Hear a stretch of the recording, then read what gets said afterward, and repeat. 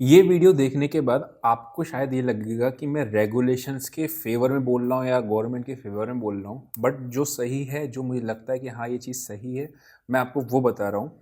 आप सभी ने जाना होगा ये वाले जो रूल्स आए हैं फेंडो के कि सेबी ने आपका रिकमेंडेशन जो आया है वो कि आपका कॉन्ट्रैक्ट साइज़ को 20 से 30 लाख रुपए कर दे, जिसकी वजह से मार्जिन बढ़ जाएगा, राइट। अगर छोटे प्लेयर्स आ नहीं पाएंगे। सेकंड, आपका वीकली एक्सपायरी में जो होते हैं, हर दिन एक्सपायरी होती है, वो कॉन्ट्रैक्ट्स आपके एक एक्सचेंज पे एक वाला होगा, ये सबको पता है, ठीक है। मैं उसके उतना गहराई में नहीं जा रहा हूँ।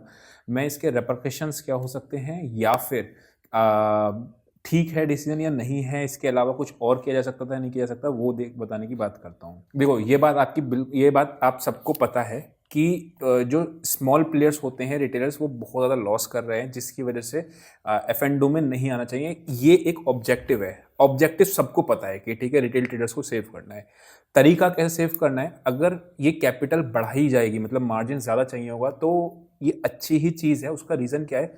देखो, स्टॉक मार्केट ट्रेडिंग ना उसका गेम नहीं है जो बहुत ही स्मॉल प्लेयर है, मतलब 5,000 10,000 रुपये वाला प्लेयर है, वो स्टॉक मार्केट का गेम नहीं है। सीखने के लिए कर सकता है, वो एक अलग चीज़ है, लेकिन ट्रेडिंग के लिए 10,000 12,000 रुपये से आप आओगे तो कोई फायदा नहीं है। वो इवेंचुअली टाइम और पैसा दोनों ही लूज करने वाले हो, एक चीज़।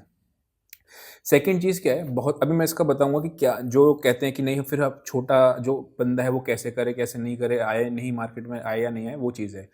ऑब्जेक्टिव पता है क्या है? सीधा सा ये है कि जो मार्केट में लूज करना अफोर्ड कर सकता है वही मार्केट में आना चाहिए, अदरवाइज कोई और नहीं आना चाहिए।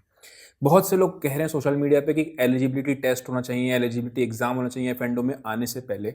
अब आप इसको प्रैक्टिकली समझना, अगर मैं कह रहा हूँ कि आपको एक एग्जाम चाहिए, तो लेट्स से मैं रिलायंस के शेयर्स को बाय करके रखा हुआ हूँ। अब मुझे पता है कि मार्केट का हालत खराब चल रही है, मुझे इसको हैज करना है। अब हैज करने के लिए मुझे पुट बाय करनी पड़ेगी क्योंकि रिलायंस का शेयर मैंने बाय किया है, या फिर मैं कॉल बेच दे देता हूँ ऊपर जाके, अगर मार्केट में लेट्स से एग्जॉशन बहुत ज़्यादा होता है, बहुत ज़्यादा ऊपर से नीचे आने का लगता है, राइट। तो जस्ट बिकॉज मुझे हैज करने के लिए ही एफएनडो का एग्जाम देना पड़ जाएगा, क्योंकि एफएनडो अगर आपको करना है तो आपको एग्जाम देना है। तो प्रैक्टिकली ये फीजिबल नहीं है कि आप एग्जाम दे के एंट्री करो, ठीक है, वो प्रैक्टिकली नहीं है। सेकेंड चीज क्या है, जो 20-30 लाख रुपए का लॉट साइज वाला है, इसका फर्क क्या होने वाला है, देखो आप ध्यान समझना।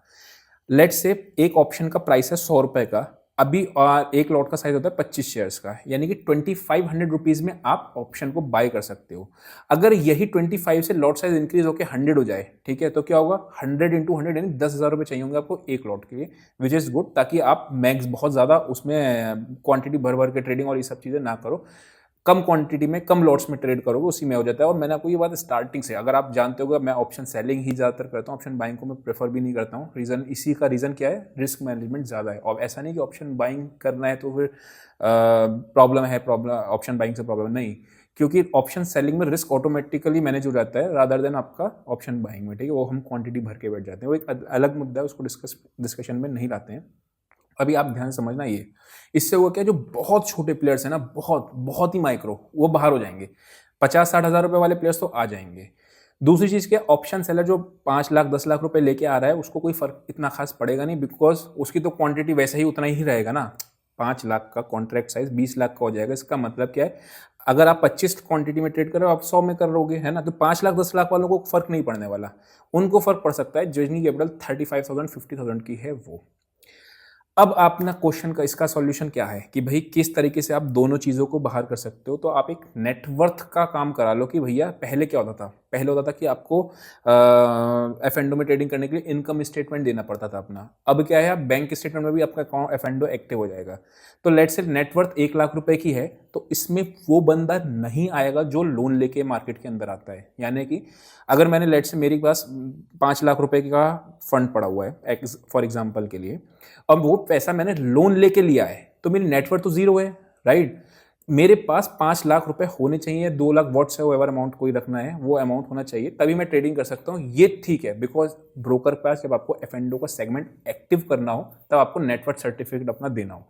अब ये फीजिबल भी है, और बहुत से स्मॉल जो लोग हैं, मतलब जो छोटे बहुत छोटे लोग हैं, उनके लिए आपका एंट्री बैरियर को लगा देंगे और एंट्री आसानी से नहीं होने वाली, ठीक है। दूसरा जो चीज़ है वो एक्सपायरी रिड्यूस कर दी है। देखो ये बहुत ही, ये तो मैं स्टार्टिंग से ही कह रहा था, अगर आपको रिटेल ट्रेडर्स को सेव करना है तो रोज रोज की एक्सपायरी को खत्म करना पड़ेगा।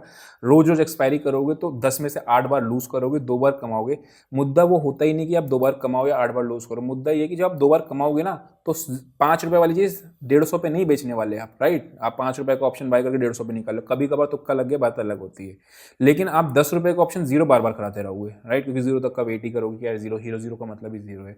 तो हीरो जीरो के कॉन्सेप्ट के मैं खुद अगेंस्ट हूँ कि हीरो जीरो नहीं होना चाहिए, एटलीस्ट स्टार्टिंग में नहीं होना चाहिए।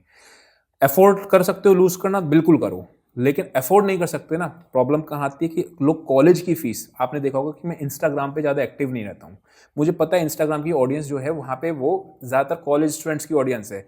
लूज करना अफोर्ड करेंगे नहीं, कॉलेज की फीस ले आएंगे, स्टॉक मार्केट में लगा देंगे और वहाँ से फिर लॉस करके खत्म हो जाएंगे, फिर टेंशन बढ़ जाएगी, है ना। तो वो चीज़ है।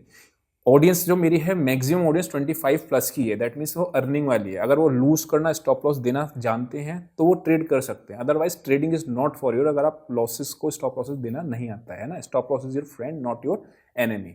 तो मेरे हिसाब से कॉन्ट्रैक्ट साइज को बढ़ाना का है, वो भी ठीक है, कोई दिक्कत नहीं, उससे बहुत छोटे माइक्रो प्लेयर्स खत्म हो जाएंगे, चाहिए भी वही। और एक्सपायरी का अगर ये हटा रहे हैं तो ये भी कोई वीकली एक्सपायरी हटा रहे हैं।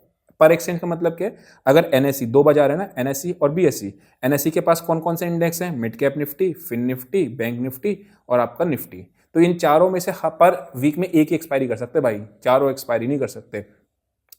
या फिर ऐसा भी कर सकते थे ऑल्टरनेट कि आप चारों एक्सपायरी एक ही दिन में करो, हर दिन एक्सपायरी नहीं करनी, बस यही एक चीज़ थी। तो ये भी फैसला ठीक है, और मेरे हिसाब से जो बड़ा कॉन्ट्रैक्ट साइज कर रहे हैं उससे भी माइक्रो प्लेयर्स बाहर हो जाएंगे, ऐसा बेकार नहीं है। आपको क्या लगता है, कमेंट्स में अपनी राय बताना। हो सकता है मैंने कोई पॉइंट्स, मेरी ओपिनियन थी, पॉइंट्स मिस हो सकता है, आपको लगता है इससे बेहतर कोई पॉइंट हो सकता था तो आप डाल सकते हो, राइट। तो अभी के लिए इतना ही, सी यू नेक्स्ट सेशन।